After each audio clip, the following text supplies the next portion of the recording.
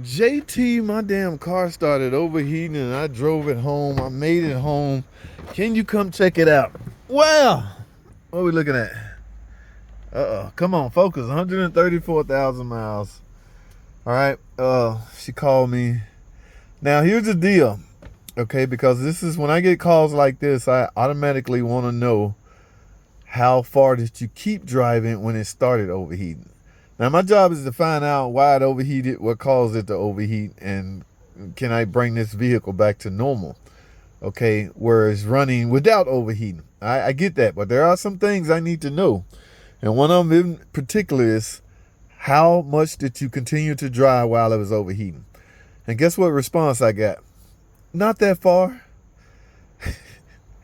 Guys, this is likely, all minivans, 2014 model.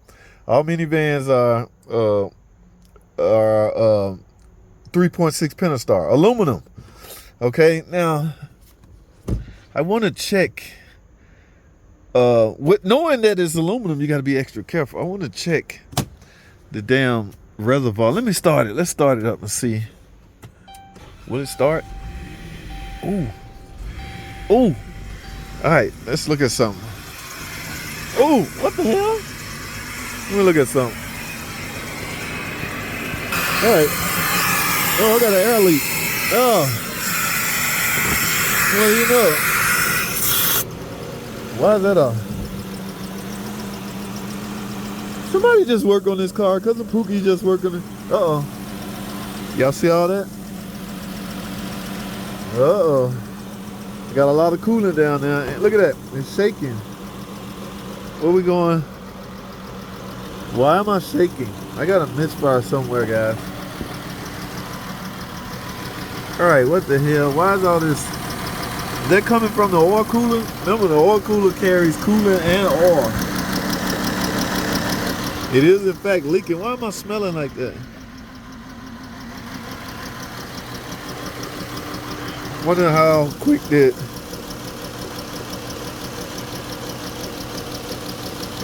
Okay, it's not no real fast high pressure buildup.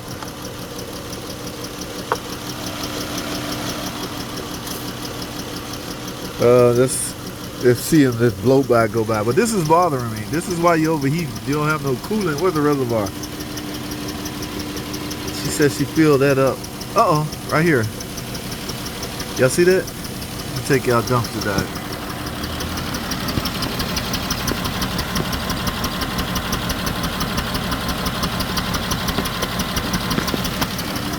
Oh, the plastic tees to the heater core is broken.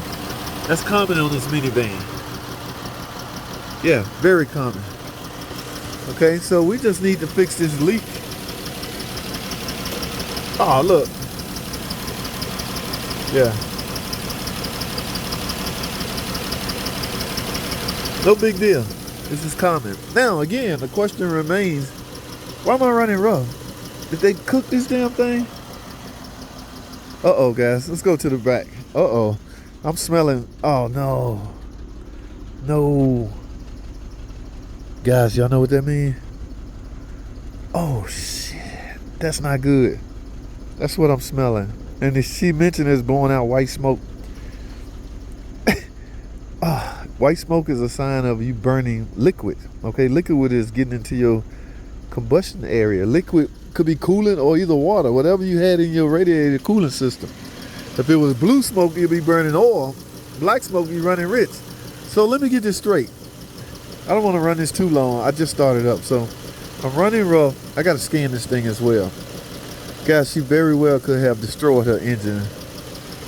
Now, do you blame that on the damn hoses that broke? This car got 134,000 miles. Have you ever had a cooling system flush? Just take the 10-year coolant where you're supposed to flush it every 10 years or change the fluid. No. And it's smelling worse. I got to turn this off.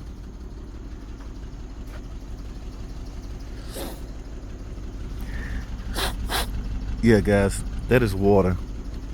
All right, now, okay, she done destroyed her engine. All right, yeah, I'm probably, because I'm not sucking out of here until I vacuum until you shut it off. Let me shut this off.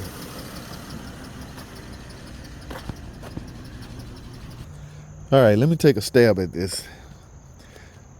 Oh my goodness. She was driving alone, fine. Due to lack of, I ain't gonna say that because I don't know. I can only speculate. Okay. But guys, if you don't change your coolant on time, your coolant will lose its luster. Okay, it will lose those additives that's there to protect your cooling system. Okay, it will lose those it will lose everything that is designed to use to help your car run efficient. All right. Yes, it could potentially help these hoses last longer. Yes, it can potentially do that. But if you never change the fluid, this could happen. Okay, so let me take a stab at this now. Y'all help me. Correct me if I'm wrong. My assessment is wrong, if that is. Get in the comment section. Because she was driving. She kept going. Needle is probably getting the H. I'm almost home. 3/4. I'm over half. I'm at 3/4. I'm almost at the H, but H is bad because I read on the internet H is real bad, but before H is not. I'm a little bit before. So she kept driving and driving and driving. These aluminum cylinder heads can't take it anymore.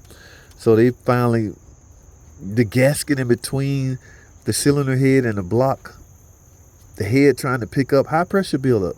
Okay, coolant started to get inside the cylinder because the head gasket, the head is trying to lift up because of all the high pressure.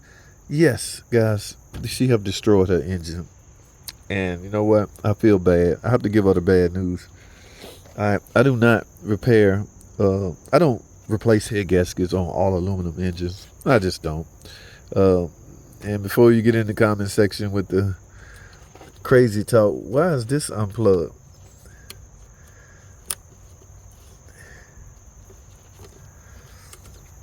Before you get in the comment section, you can do that. I just don't do that. I don't replace head gaskets to engine that has been severely overheated. I call it severely overheated because now it's running. Let me see. Let me start it now with this map sensor. See, I still gotta scan this thing.